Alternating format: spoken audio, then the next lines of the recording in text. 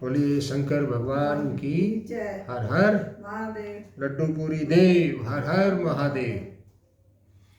आज हम रामायण के अयोध्या कांड का वर्णन करेंगे और इसमें हम आज का ये हमारा अंक 25वां अंक है। श्री राम जी, भाई लक्ष्मण जी और सीता जी सहित महर्षि वाल्मीकि के आश्रम में पधारे हैं और महर्षि वाल्मीकि से उन्होंने कहा कि प्रभु, आप हमें वो स्थान बताइए जहाँ हम अपना निवास कर सकें वन में, जहाँ हम अपना समय व्यतीत कर सकें वन में। ऐसी जगह आप हमें कोई बताइए।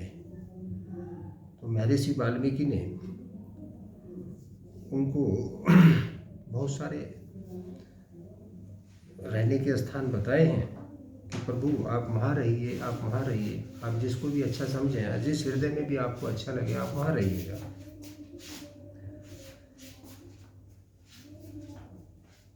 उसके बाद महर्षि वाल्मीकि बोलते हैं कि जाहि न चाहे कबहु कछु, तुम सन सहज स्नेह, बसौ निरंतर तासुमन, सो राहुर निज गेहन। कि जिसको कभी भी कुछ नहीं चाहिए, जिसका आपके प्रति स्वाभाविक प्रेम है, आप उसके मन में सदा निवास कीजिए, वही आपका घर है।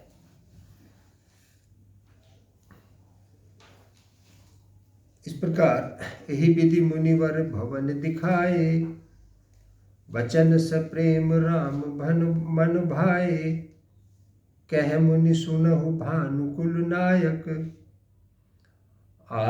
आश्रम कहु समय सुखदायक। इस प्रकार मुनि वाल्मीकि ने श्री रामचंद्र जी को बहुत सारे घरों के दर्शन कराए, जो हम अपने 24वें अंक में आपको बता चुके हैं। 24वें अंक में सारा कुछ हम जो मुनि ने उनको रहने की जगह बताई थी वो सारा विस्तार से उनको कह चुके हैं। तो इस प्रकार मुनि वाल्मीकि ने श्री रामचंद्र जी को बहुत से घर दिखाए। उनके प्रेम पूर्ण वचन श्री राम जी के मन को बहुत अच्छे लगे। फिर मुनि ने कहा कि हे सूर्य कुल के स्वामी, सुनिए, अब मैं इस समय के लिए जो सुखदायक आश्रम है, जो आपका निवास स्थान है, वो बताता हूँ। यहाँ से आगे हम अपना ये आज 25वां अंक शुरू कर रहे हैं। आशा है कि हमारे साथ आप भी इसका आनंद लेंगे और यहाँ से आगे की भगवान की जो यात्रा है, वो जहाँ पर उनका निवास स्थान बनेगा, वहाँ हम चलते हैं रामायण के माध्यम से ही।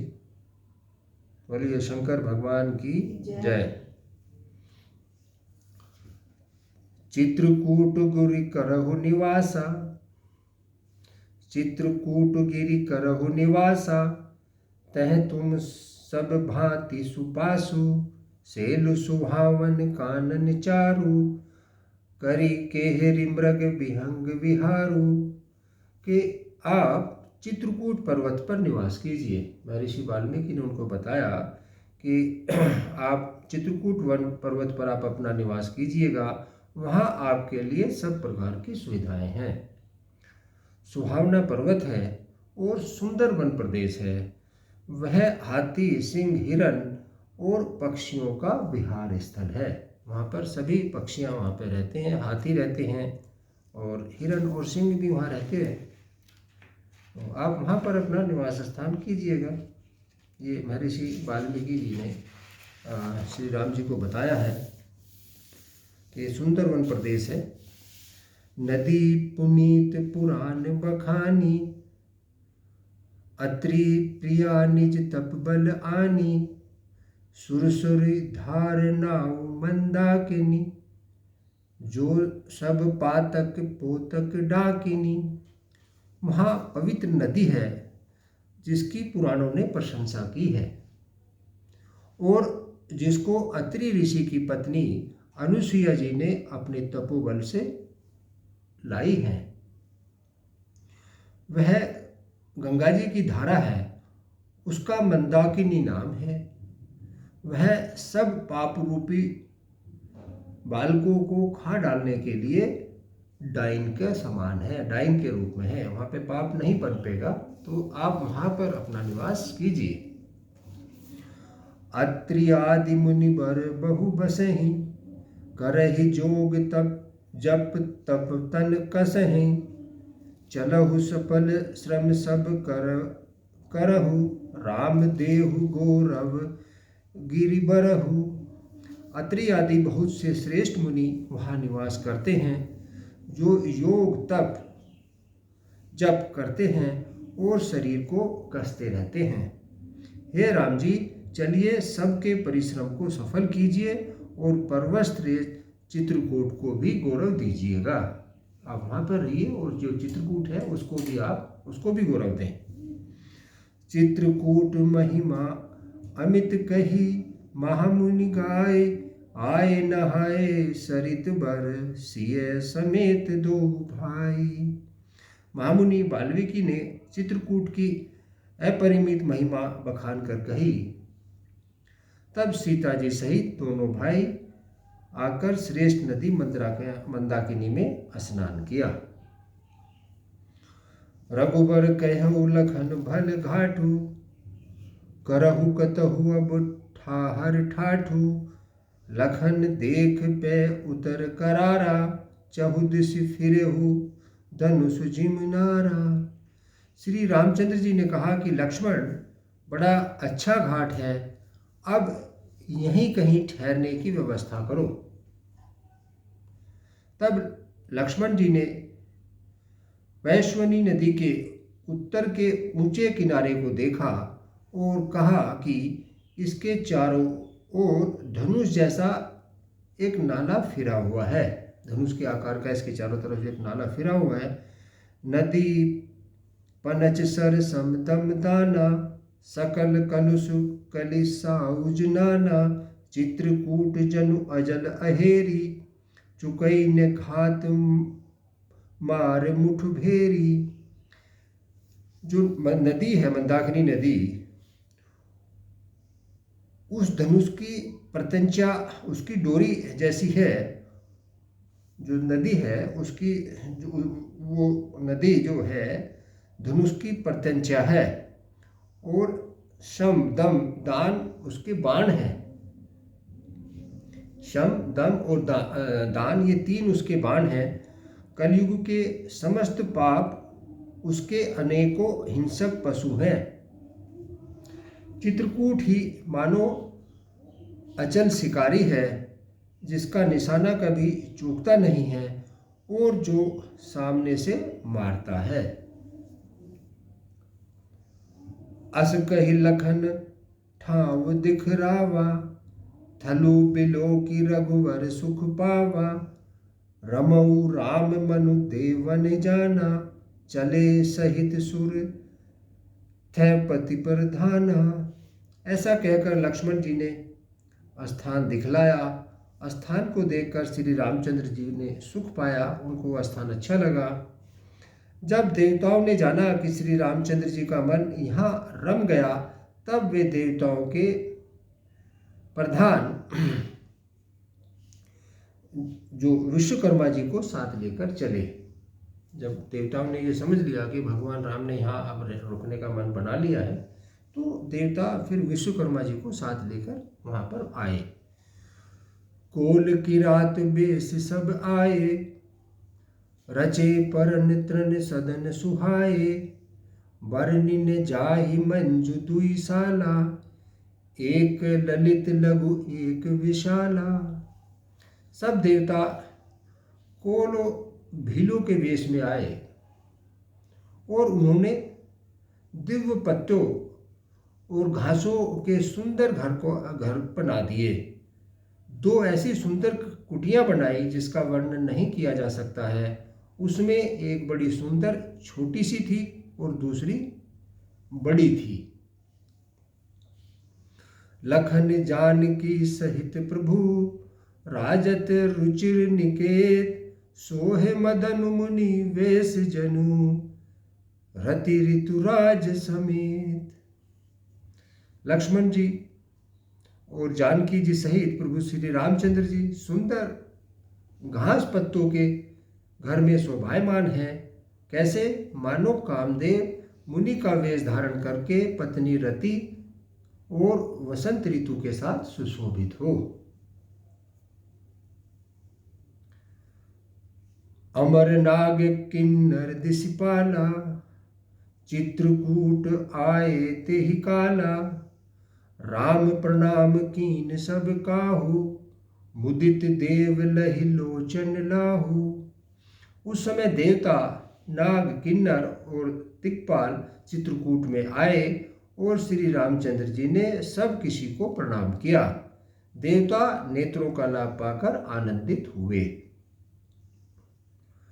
बरस सुमन कह देव समाजू, नाथ सनाथ भय हम आजू, करी बिनती दुख दुसह सुनाए, हर्षित निज निज सदन सिधाए। फूलों की वर्षा करके देव समाज ने कहा, जो देवता लोग आए थे उन्होंने फूलों की वर्षा की और कहा कि हे नाथ, आज आपका दर्शन पाकर हम सनाथ हो गए। आज हम जो हैं आज हम सनाथ हो गए हैं, हमारे स्वामी हैं आप, हम सनाथ हुए। फिर विनती करके उन्होंने अपने अपने जो उनको जो दुसहा दुख थे वो श्री राम जी को सुनाए और दुखों के आश्वासन का नाश पाकर हर्षित होकर अपने अपने स्थानों को सब देवता चले गए। चित्रकूट रघुनंदन छाए, समाचार सुनि मुनि, चित्रकूट रघुनंदन छाए, समाचार सुनि सुनि मुनि आए, आवत देखि मुदित मुनि वृंदा, कीन दंडवत रघुकुल चंदा। रघुनाथ जी चित्रकूट में आ बसे हैं। यह समाचार सुन सुनकर बहुत से ऋषि मुनि आए। रघुकुल के चंद्रमा श्री रामचंद्र जी ने मुदित हुई मुनि मंडलियों को आते देखकर दंडवत प्रणाम किया। मुनि रघुवीर हिलाए उरलेहि, सुफल होन हित आशीष देहि, सिय सौमित्र राम छवि देखहि, साधन सकल सफल कर लेखहि। मुनिगण श्री रामचंद्र जी को हृदय से लगा लेते हैं, सफल होने के लिए आशीर्वाद देते हैं। वे सीता जी, लक्ष्मण जी और श्री रामचंद्र जी की छवि देखते हैं और अपने सारे साधनों को सफल हुआ समझते हैं कि अभी तक उनके जो भी साधन थे वो सारे सफल हो गए हैं श्री राम जी, सीता जी और लक्ष्मण जी के दर्शन से।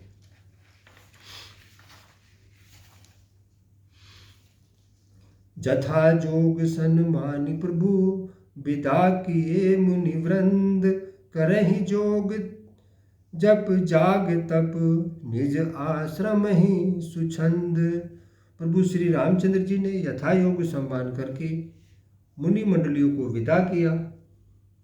श्री रामचंद्र जी के आ जाने से वे सब अपने अपने आश्रमों में अब स्वतंत्रता के साथ योग जप और तप करने लगे हैं।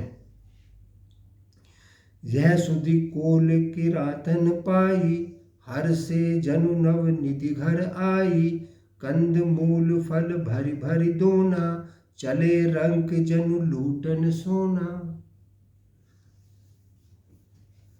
यह श्री रामचंद्र जी के आगमन का जो समाचार है यह पाकर कोल भीलों ने पाया, जो जंगली जातियां हैं, जो जंगल में रहने वाले जो कोल और भील थे, जब ये समाचार उनको मिला तो वे हर्षित होकर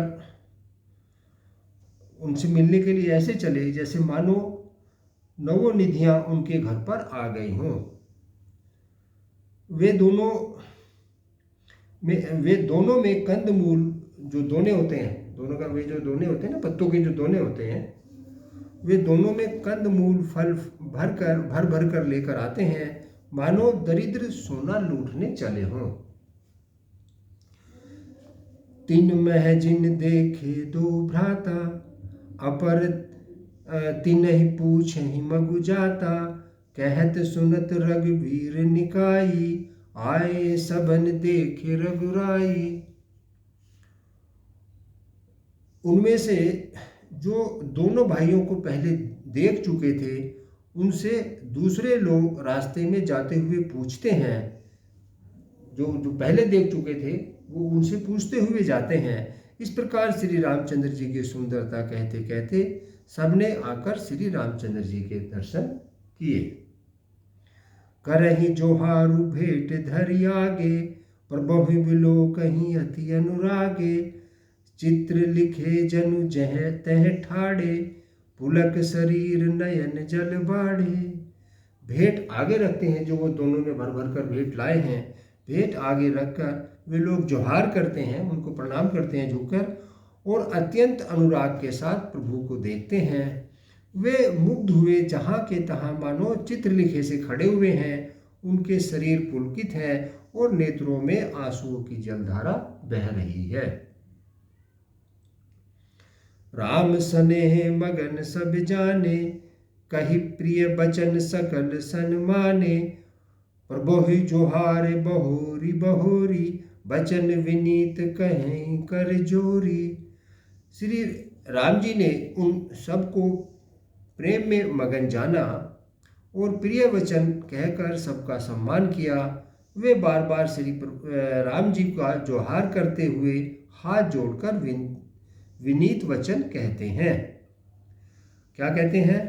अब हम नाथ सनाथ भये, देखि प्रभु पाए। भाग हमारे आगमन, राउर केसल कौशल राय।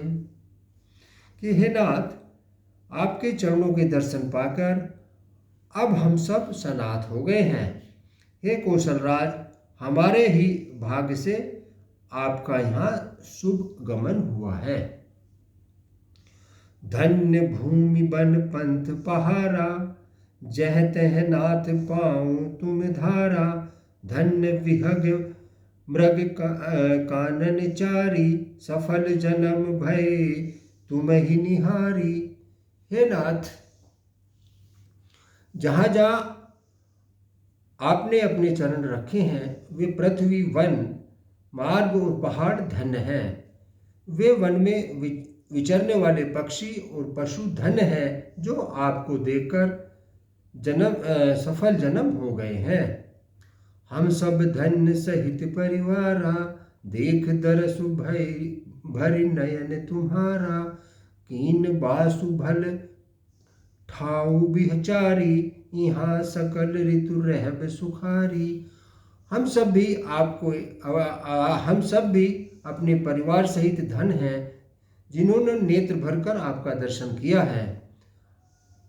आपने बड़ी अच्छी तरह विचार कर स्थान का निवास किया है। यहाँ सभी ऋतुओं में आप सुखी रहिएगा। हम सब भांति करब सेवकाई, करी केहरी अहि बाग बराई। बन बेहड़ गिर कंदर खोहा, सब हमार प्रभु पग पग जोहा। हम लोग सब प्रकार से हाथी, सिंह, सर्प और बाघों से बचाकर आपकी सेवा करेंगे। हे प्रभु, यहाँ के बीहड़, वन, पहाड़, गुफाएं और दर्रे सब पग पग उनका हमारा देखा हुआ है। हम यहाँ पर आपकी सेवा करेंगे।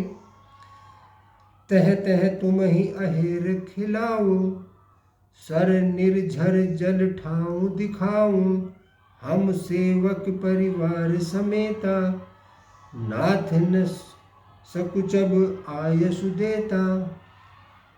हम वहाँ या उन स्थानों पर आपको शिकार खिलवाएंगे और तालाब, झरने आदि जलाशयों को दिखाएंगे। हम कुटुंब सहित आपके सेवक हैं। हे नाथ, इसलिए हमें आज्ञा देने में कोई संकोच नहीं करिएगा।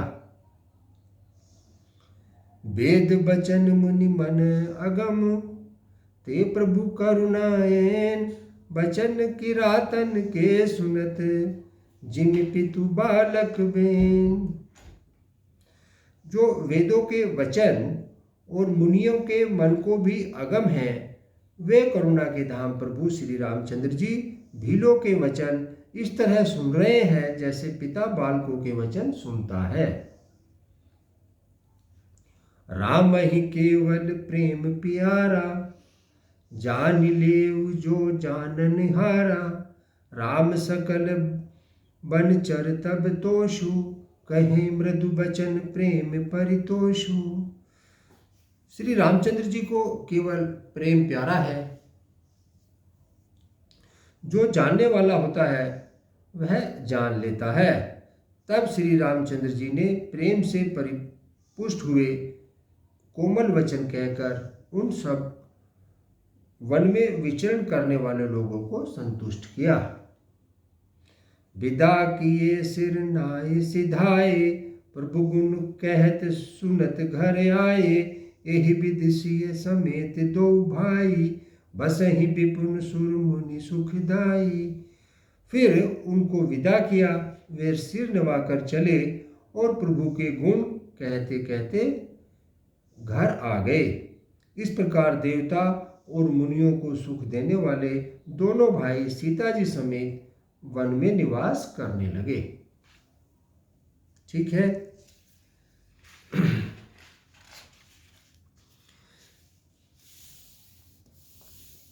अब यहाँ से आगे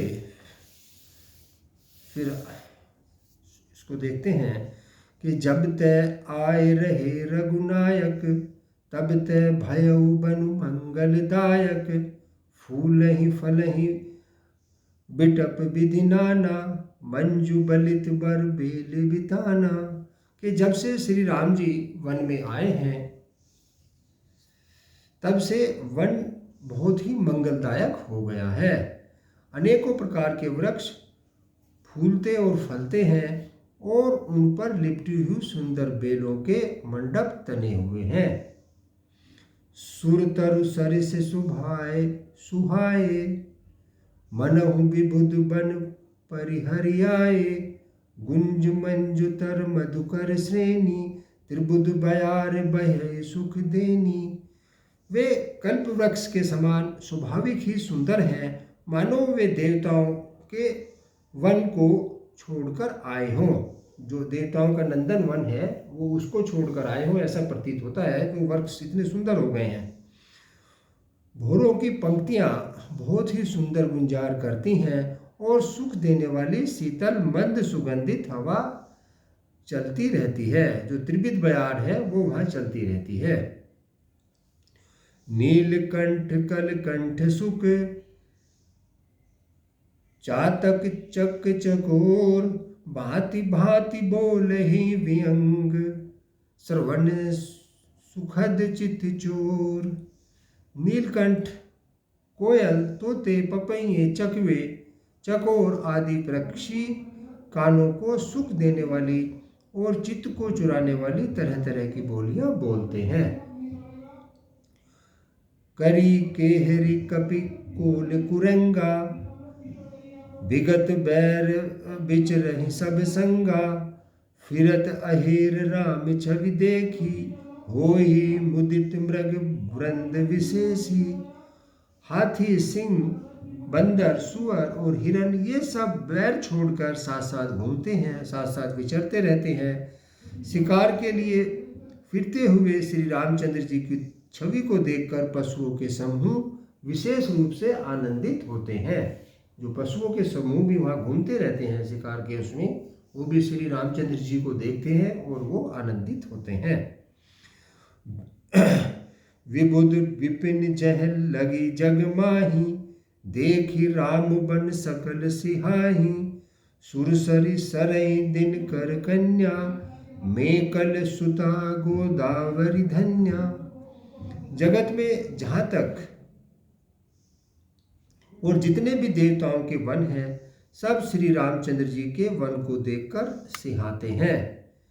गंगा, सरस्वती, सूर्य कुमारी, यमुना, नर्मदा, गोदावरी आदि पुण्यमयी नदियाँ सब सर सिंधु नदी नद नाला, सब सर सिंधु नदी नद नाला, मंदाकिनी कर करहि बखाना, उदत अस्त गिरि अहर कैलाश, अरु कैलासु मंदर मेरु सकल सुरबासु। जो सारे तालाब, नदी, समुद्र, अनेकों नद हैं, सब मंदाकिनी की बड़ाई करते हैं। जिसके जहाँ पर प्रभु श्री राम निवास कर रहे हैं, तो वो मंदाकिनी की बड़ाई करते हैं। उदयाचल, अस्ताचल, कैलाश, मंदराचल और सुमेरु आदि पर्वत सब जो देवताओं के रहने के स्थान हैं। शैल हिमाचल आदिक जेते, चित्रकूट जसु गावहि तेते, विविध मुदित मन सुख न समाई, श्रम बिन विपुल बढ़ाई पाई। और हिमालय आदि जितने भी पर्वत हैं, सब चित्रकूट का यशगान करते हैं। विंध्याचल बड़ा आनंदित है, उसके मन में सुख समाता नहीं है, क्योंकि उनको बिना परिश्रम ही बहुत बड़ाई पाली है। चित्रकूट के विहंग मृग, बोले बिटप तृण जाति, पुण्य पुंज सब धन्य अस, कहीं देव दिन राति। चित्रकूट के पक्षी, पशु, बेल, वृक्ष, तृण, अंकुर आदि की सभी जातियां पुण्य की राशि हैं। जो भी वनस्पति वहाँ पर हैं, वो सभी पुण्य की राशि हैं और धन्य हैं। देवता दिन रात ऐसा कहते हैं, देवता आपस में ऐसा कहते हैं कि चित्रकूट में जो भी है इस वक्त, वो सभी वो पुण्य की राशि है, वो सभी पुण्य को प्राप्त हुए हैं। नयनवंत रघुवर विलो की, पाई जन्म फल तोहि विशो की, परसी चरण रज अचर सुखारी, भय परम पद के अधिकारी। आंखों वाले जीव श्री रामचंद्र जी को देखकर जन्म का फल पाकर शोक रहित हो जाते हैं और पर्वत, वृक्ष, भूमि, नदी आदि भगवान की चरण रज का स्पर्श पाकर सुखी होते हैं। यूं सभी परम पद यानी कि मोक्ष के अधिकारी हो गए हैं। शोभन शैल सुभाए सुहावन, मंगलमय अति पावन पावन, महिमा कही कबहि विदितासु, सुख सागर जह कीन निवासु। यह वन और पर्वत स्वाभाविक ही सुंदर, मंगलमय और अत्यंत पवित्रों को भी पवित्र करने वाला है। उसकी महिमा किस प्रकार कही जाए, जहाँ सुख के समुद्र श्री रामचंद्र जी निवास किया करते हैं। पै पयोधित जी अवध बिहाई, जह सिय लखन राम रहे आई, कही न सकहि सुषमा जसि कानन, जो सत सहस होई सहरा सहसा सहसासन। क्षीर सागर को त्याग कर और अयोध्या को छोड़कर जहाँ श्री सीता जी, श्री लक्ष्मण जी और श्री राम जी आकर रहें, उस वन की जैसी परम शोभा है, उसको हजार मुख वाले जो शेष जी हैं, जो शेषनाग जी हैं, वे भी उसकी महिमा को नहीं कह सकते हैं।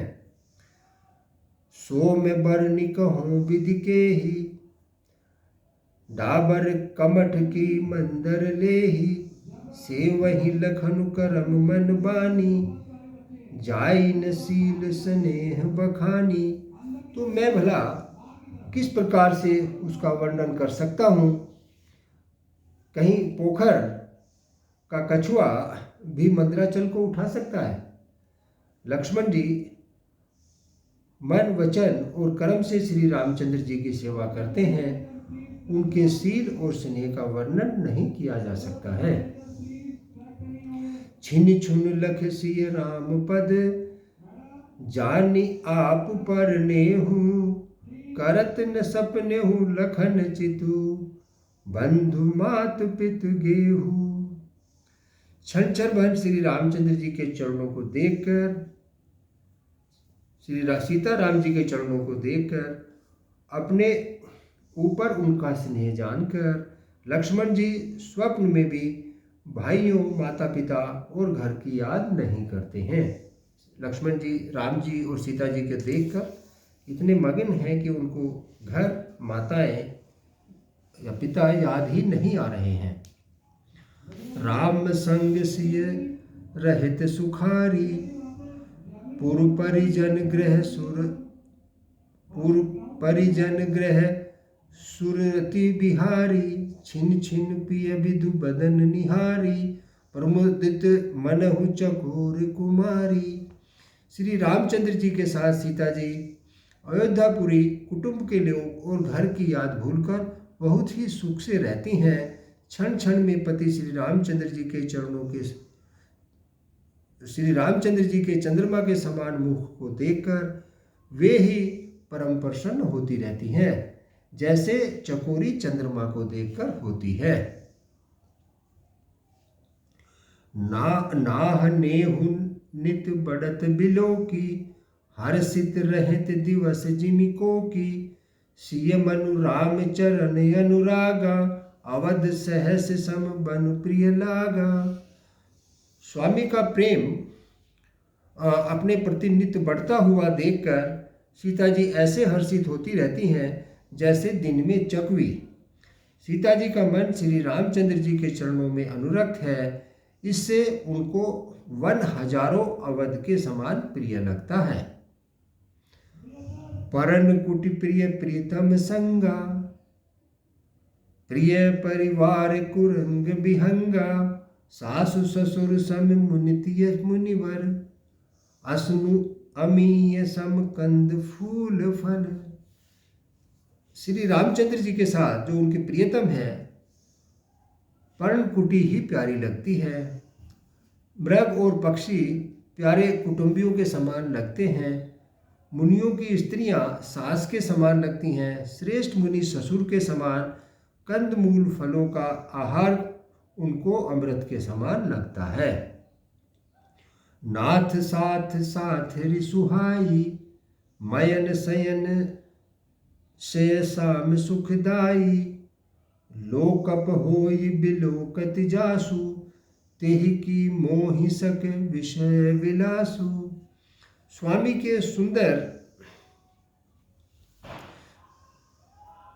के साथ सुंदर साथरी, जो घास और जो पत्तों की जो सेज है, सैकड़ों कामदेवों की सेज के समान सुख देने वाली है, जिनके कृपा पूर्वक देखने मात्र से जीव लोकपाल हो जाते हैं। उनको कहीं भोग विलास मोहित कर सकते हैं? उनको कोई भोग विलास मोहित नहीं कर सकता है। सुमिरत राम ही तजहि जन, तन सम विषय विलासु। राम प्रिया जग जननि सिय, कछुन आचर दुतासु। जिन श्री रामचंद्र जी का स्मरण करने से ही भक्तजन तमाम भोग विलास को तिनके के समान त्याग देते हैं, उन श्री रामचंद्र जी की प्रिय पत्नी और जगत की माता सीता जी के लिए भोग विलास का त्याग कुछ भी आश्चर्य की बात नहीं है। सीता जी जो श्री राम जी के साथ यहाँ रह रही हैं, वो ही उनके लिए सबसे बड़ी चीज़ है, और बाकी सुख हो उसको बाकी सुख श्री राम के साथ रहने के समान कुछ भी नहीं है। सिय लखन जेहि विधि सुख लय हैं, सोई रघुनाथ करहि सोई कहें। कहें पुरातन कथा कहानी, सुनहि लखन सिय अति मुख मानी। सीता जी और लक्ष्मण जी को जिस प्रकार सुख मिले, श्री रघुनाथ जी वही करते हैं, वही कहते हैं। भगवान प्राचीन कथाएं और कहानियां कहते हैं, और लक्ष्मण तथा सीता जी अत्यंत सुख मानकर उनको सुनते हैं। जब जब राम अवध सुधि करहीं, तब तब बारी विलोचन भरहीं। सुमरे मात पितु परिजन भाई, भरत स्नेहु शील सेवकाई। जब जब श्री रामचंद्र जी अयोध्या की याद करते हैं तब तब उनके नेत्रों में जल भर आता है। माता पिता, कुटुंबियों और भाइयों तथा भरत के प्रेम, शील और सेवा भावना को याद करके कृपा सिंधु प्रभु होय दुखारी, धीरज धरहि कुसुमे विचारी, लख सिय लखन बिकल होई जाहि, जिमिपुर सही अनुसार परिछाहि। कृपा के समुद्र श्री रामचंद्र जी भरत जी के प्रेम को, शील को देखकर दुखी हो जाते हैं, किंतु फिर कुछ समय जानकर धीरज धारण कर लेते हैं। श्री रामचंद्र जी को दुखी देखकर सीता जी और लक्ष्मण जी भी व्याकुल हो जाते हैं, जैसे किसी मनुष्य की परछाई उस मनुष्य के सामने ही चेष्टा करती है। प्रिया बंधु गति लखी रघुनंदनु, धीर कृपाल भगत उर चंदनु, लगे कहन कछु कथा पुनीता, सुनि सुख लहै लखन अरु सीता। तब धीर, कृपालु और भक्तों के हृदय को शीतल करने के लिए चंदन रूपी रघुकुल को आनंदित करने वाले श्री रामचंद्र जी प्यारी पत्नी और भाई लक्ष्मण की दशा देखकर कुछ पवित्र कथाएं कहने लगते हैं, जिसे सुनकर लक्ष्मण जी और सीता जी सुख प्राप्त करते हैं। राम लखन सीता सहित सोहत परम निकेत, जिमि बासव बस अमरपुर, सची जयंत समेत। लक्ष्मण जी और सीता जी सहित श्री रामचंद्र जी पर्णकुटी में ऐसे सुशोभित होते हैं जैसे अमरावती में इंद्र अपनी पति सची और पुत्र जयंत सहित बसता है। भोग वही प्रभु सिय लखन कैसे, पलक बिलोचन गोलक जैसे, से वही लखन सिंह रघुवीरहि, जिमि अविवेकी पुरुष सरेही। प्रभु श्री रामचंद्र जी सीता जी और लक्ष्मण जी की कैसे संभाल करते हैं, जैसे पल के नेत्रों की संभाल करते हैं। श्री राम जी, लक्ष्मण जी और सीता जी की इस तरह से संभाल करते हैं। इधर लक्ष्मण जी श्री सीता जी और श्री रामचंद्र जी की ऐसी सेवा करते हैं जैसे अज्ञानी मनुष्य शरीर की करते हैं। एहि विधि प्रभु बन बसहि सुखारी, खग मृग सुर तापस हितकारी, कहु राम बन गवन सुहावा, सुनहु सुमंत अवध जिमियावा। पक्षी पशु देवता और तपस्वियों के हितकारी प्रभु इस प्रकार सुखपूर्वक वन में निवास कर रहे हैं। तुलसीदास जी कहते हैं कि मैंने श्री रामचंद्र जी के सुंदर वन गमन को कहा है। अब जिस तरह समुद्र अयोध्या में वापस आए हैं वह कथा आप सुनेंगे। फिरहु निषाद प्रभुहि पहुँचाई, सचिव सहित रथ देखहि आई, मंत्री बिकल बिलोक निषादु, कहीं न जाय जस भयउ विषादु। प्रभु श्री रामचंद्र जी को पहुंचाकर जब निषाद राज लौटा तब आकर उसने रथ को मंत्री सहित देखा। सुमंत को व्याकुल देखकर निषाद को जैसा दुख हुआ वह कहा नहीं जाता है। भगवान को वहाँ छोड़कर जो निषाद राज थे वो वापस आ गए थे और सुमंत जी अभी वहीं पर उन्होंने उनको देखा तो उससे उनको बड़े भारी दुख हुआ।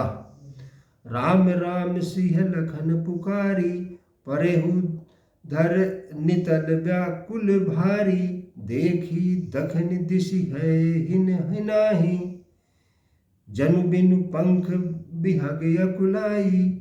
निषाद को अकेले आया देखकर सुमंत हा राम हा सीते हा लक्ष्मण पुकारते हुए बहुत व्याकुल होकर धरती पर गिर पड़े।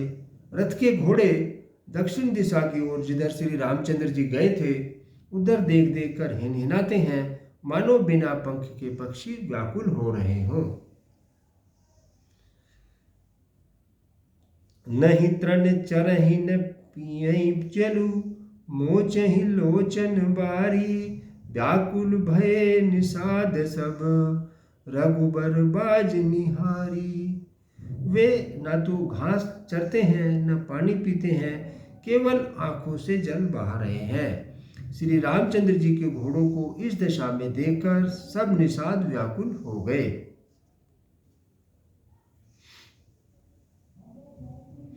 धरि धीरज तब कहें निषादु, अब सुमंत्र परिहरहु विषादु, तुम पंडित परमारथ ज्ञाता, धरऊ धीर लखि विमुख विधाता। तब धीरज धरकर निषाद राज कहने लगे कि हे सुमंत जी, अब विषाद छोड़ दीजिएगा, अब आप दुखी ना हो। आप पंडित और परमार्थ के जानने वाले हैं, विधाता को प्रतिकूल जानकर धैर्य धारण कीजिएगा। विविध कथा कही कही मृदुबानी, रथ बैठा रेउ बर बस आनी, शोक शिथिल रथ सकई न हाकी, रघुबर बिरह पीर उर्बाकी। कोमल वाणी से भांति भांति की कथाएं कहकर निषाद ने जबरदस्ती सुमंत जी को रथ पर बैठाया, परंतु शोक के मारे वे इतने शिथिल हो गए हैं कि घोड़े उनसे चलाए नहीं जा रहे हैं। उनके हृदय में श्री रामचंद्र जी के विरह की बड़ी तीव्र वेदना है।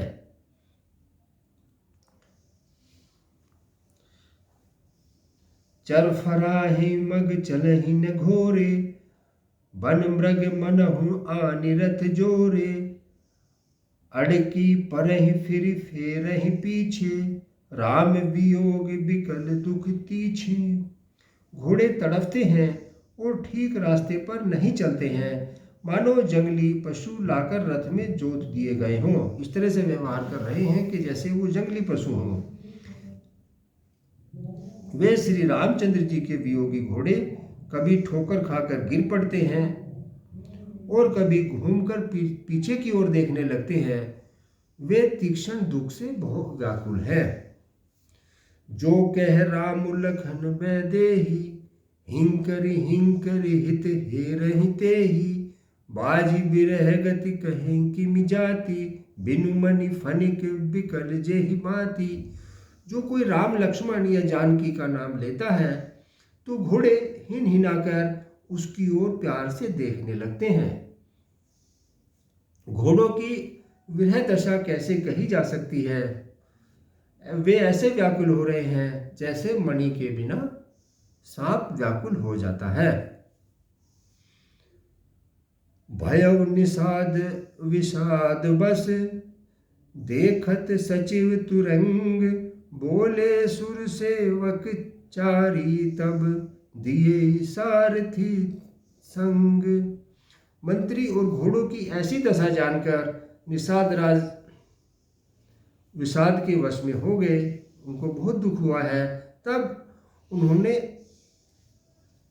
अपने साथ उत्तम 4 सेवक बुलाकर सारथी के साथ कर दिए।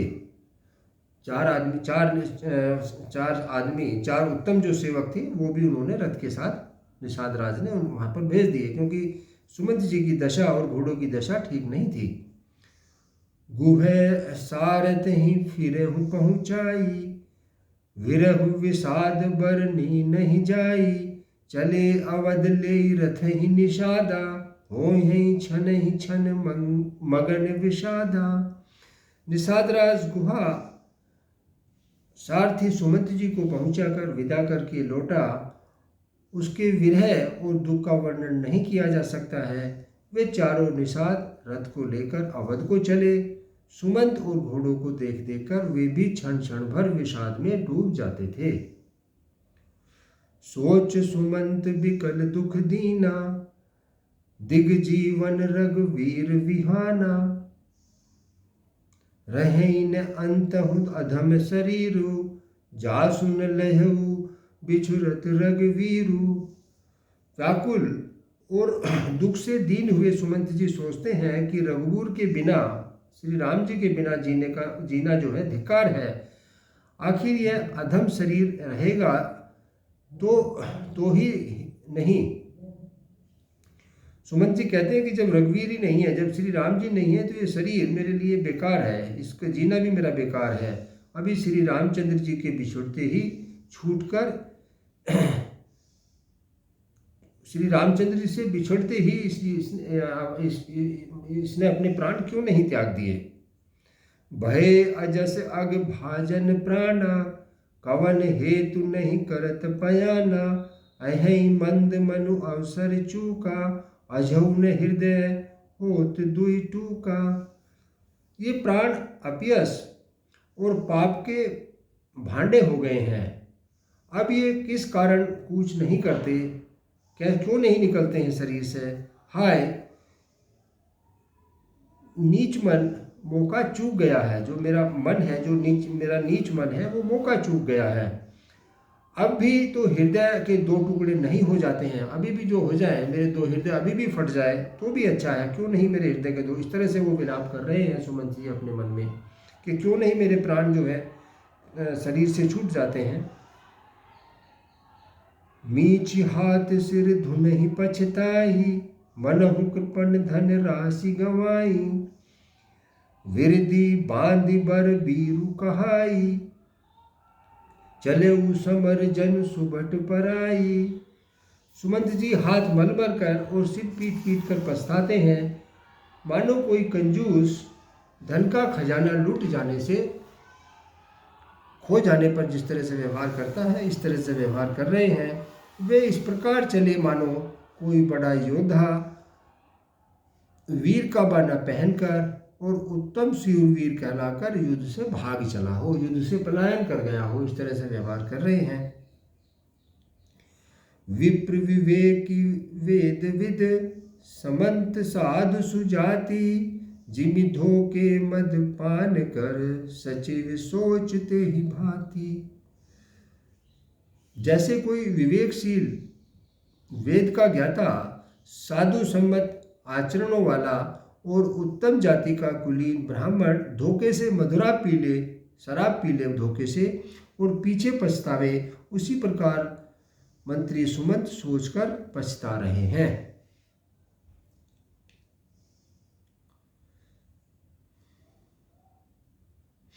जिमि कुलीन तिय साधु सयानी, पति देवता करम मन बानी। रहे करम बस परिहर नाहू, सचिव हृदय तिमि दारुण दाहू। जैसे किसी उत्तम कुल वाली साधु स्वभाव की समझदार और मन वचन और कर्म से पति को ही देवता मानने वाली पतिव्रता स्त्री को भाग्यवश पति को छोड़कर रहना पड़े, उस समय उसके हृदय में जैसा भयानक संताप होता है, वैसा ही मंत्री सुमंत जी के हृदय में हो रहा है। लोचन सजल ढीठ भई थोरी, सुनैन श्रवण बिकल मति भोरी। सूख ही अधर लागी मुँह लाटी, जिए न जाए उर अवधि कपाटी। नेत्रों में जल भरा है, दृष्टि मंद हो गई है, कानों में सुनाई नहीं पड़ता है। व्याकुल हुई बुद्धि बेठिकाने हो रही है, होठ सूख रहे हैं, मुंह में लाठी लग गई है। जैसे ये सब मृत्यु के लक्षण हो जाने पर भी, इस तरह से हो जाने पर भी प्राण नहीं निकलते हैं, क्योंकि हृदय में अवध रूपी किवाड़ लगे हुए हैं। हृदय में जो अवधि है उसके किवाड़ हृदय में लगे हैं कि भाई अभी 14 साल बाद जो है, 14 वर्ष बीत जाने पर भगवान फिर मिलेंगे। यही आशा प्राणों को रोके हुए है। विवरण भयउन जाय निहारी, मारे सी मनहु पिता महतारी। हानि गलानि विपुल मन व्यापी, जमपुर पंथ सोच जिमि पापी। सुमंत जी के मुख का रंग बदल गया है, जो देखा नहीं जाता है, ऐसा मालूम होता है मानो इन्होंने माता पिता को मार डाला हो। उनके मन में श्री राम वियोगी रूपी जो हानि हुई है उसकी महान पीड़ा छलक रही है, जैसे कोई पापी मनुष्य नरक को जाता हुआ रास्ते में सोच रहा हो। सुमंत की ये दशा हो रही है। बचन न आवे हृदय पछताई, अवध कहाँ मैं देखब जाई, राम रहित रथ देख ही जोई, सकुच ही मोहि बिलोकत सोई। मुँह से वचन उनके नहीं निकल रहा है, हृदय में पछताते हैं कि मैं अयोध्या में जाकर क्या देखूंगा। श्री रामचंद्र जी से शून्य रथ को जो भी देखेगा वही मुझे देखने में संकोच करेगा, अर्थात मेरा मुंह देखना नहीं चाहेगा। जिस रथ पर राम नहीं है उसको कोई भी देखना नहीं चाहेगा और साथ में मेरा मुंह भी देखना नहीं चाहेगा। इस तरह से सुमंत जी रास्ते में सोचते हुए अवध की तरफ चल रहे हैं। धाये पूछहि मोहि जब बिकल नगर नर नारी, उतरब देव में सबहि तब हृदय वज्र बैठारी। नगर के सब व्याकुल स्त्री पुरुष जब दौड़कर मुझसे पूछेंगे तब मैं हृदय पे वज्रपात रखकर सबको उत्तर दूंगा। पूछे ही दीन दुखित सब माता, कहब कहाँ मैं तिन्हि विधाता। पूछे ही जब ही लखन महतारी, कहऊ कवन संदेश सुखारी। जब दीन दुखी सब माताएं पूछेंगी तब हे विधाता मैं उन्हें क्या कहूँगा। सुमंत जी इस प्रकार से विचार कर रहे हैं। जब लक्ष्मण जी की माता मुझसे पूछेंगी तब मैं उनसे कौन सा सुखदायी संदेश कहूँगा। ये सोच सोचकर सुमंत जी बहुत ही दुखी हैं। राम जननी जब आहें धाई, सुमरी बच्छु जिमि धेनु लेवाई। पूछत उतरब देव में तेहि, गे बनु राम लखन देहि। श्री राम जी की माता जब इस प्रकार दौड़ी हुई आएगी, जैसे नई ब्याई हुई गौ के बछड़े को याद करके दौड़ी हुई आती है, तब उसके पूछने पर उन्हें यह उत्तर दूंगा कि श्री राम लक्ष्मण और सीता जी वन को चले गए हैं। जो ही पूछहि तेहि उतरब देवा, जाए अवध अब यह सुख लेबा। पूछहि जब ही राव दुख दीना, जीवन जासु रघु नाथ अधीना। जो भी पूछेगा उसे यही उत्तर देना पड़ेगा, हाय अयोध्या जाकर अब मुझे यही सुख लेना है। जब दुख से दीन महाराज जिनका जीवन श्री रघुनाथ जी के दर्शन के ही अधीन है मुझसे पूछेंगे, देवहु उतरऊ कोनु महु लाई, आयहु कुशल कुंवर पहुँचाई। सुनत लखन सिय राम संदेशु, तृण दिमि स्तनहु परिहरहि नरेशु। तब मैं कौन सा मुंह लेकर उनको जब ये उत्तर दूंगा, जब मेरे से राजा पूछेंगे तब मैं कौन सा मुंह लेकर उनका उत्तर दूंगा कि मैं राजकुमारों को कुशलतापूर्वक पहुंचा आया हूं। लक्ष्मण, सीता और श्री राम का समाचार सुनते ही महाराज तिनके की तरह शरीर त्याग देंगे। हृदय न बिदारहु पंक जिमी, बिछुरत प्रीतम नीरू। जानत हो मोहि दीन विधि, यह जात ना शरीर। श्री राम जी रूपी जल के बिछड़ते ही मेरा हृदय कीचड़ की तरह फट नहीं गया। इससे मैं जानता हूँ कि विधाता मुझे यह यातना शरीर ही दिया है जो पापी जीवन को नरक भोगने के लिए मिलता है।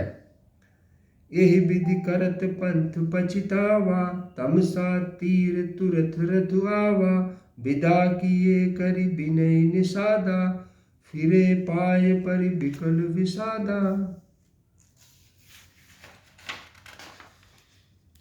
सुमंत इस प्रकार मार्ग में पछतावा करते हुए आ रहे हैं और इतने में ही रथ तमसा नदी के तट पर पहुंच जाता है। मंत्री ने विनय करके चारों निषाद जो गुहा ने उनके साथ किए थे उनको विदा कर दिया है। तब वे विषाद से व्याकुल हुए, सुमंत के पैरों को पैर पकड़कर लौट गए। बैठत नगर सचिव सकुचाई, जन मारे सी गुरु बाझन गाई। बैठी बिटप तर दिवस गवावा, सांझ समय तब अवसर पावा। नगर में प्रवेश करते सुमंत जी ऐसे सकुचाते हैं मानो गुरु ब्राह्मण या गौओं को मारकर आए हों। उनको ऐसा अनुभव हो रहा है कि जैसे वो या तो गुरु को मारकर आए हैं या किसी ब्राह्मण को मारकर आए हैं या गायों को मारकर आए हैं। सारा दिन वे एक पेड़ के नीचे बैठकर उन्होंने बिताया है। जब संध्या हुई तब मौका मिला। अवध प्रवेश कीनी अधियारे, अवध प्रवेश कीनी अंधियारे। बैठ भवन रथु राखी दुआरे, जिमि जिन समाचार सुन पाए। भूप द्वार रथु देखन आए। अंधेरा होने पर उन्होंने अयोध्या में प्रवेश किया और रथ को दरवाजे पर खड़ा करके वे चुपके से महल में घुसे। जिन जिन लोगों को यह समाचार मिला है वे सभी रथ देखने के लिए राजद्वार पर आए। रथ पहचान बिकल लगी घोरे, घर जही गात जिमि आतप ओरे। नगर नारी नर व्याकुल कैसे, निगटत नीर मीन गन जैसे। रथ को पहचान कर और घोड़ों को व्याकुल देखकर उनके शरीर ऐसे गले जा रहे हैं, ऐसे क्षीण हो रहे हैं, ऐसे कमजोर हो रहे हैं जैसे घाम में ओले पड़ने से जैसे घाम मर जाता है उसी तरह से घोड़ों की दशा वहाँ हो रही है। नगर के स्त्री पुरुष कैसे व्याकुल हैं, जैसे जल के घटने पर मछलियां व्याकुल हो जाती हैं। सचिव आगमन सुनत सब, बिकल भयो रनवास। भवन भयंकर लागत ही, मानहु प्रेत निवास। मंत्री जी का अकेले आगमन सुनकर सारा रनिवास व्याकुल हो गया। राजमहल उनको ऐसा भयानक लगता है मानो प्रेतों का निवास स्थान हो। आज की कथा हम यहीं पर समाप्त करेंगे। यहाँ से आगे हम अपने 26वें अंक में कथा को शुरू करेंगे। तब तक आप इस कथा को सुनिए, इसका आनंद लीजिए। बोलिए शंकर भगवान की हर हर, लड्डूपुरी देव हर हर महादेव। जय श्री राम।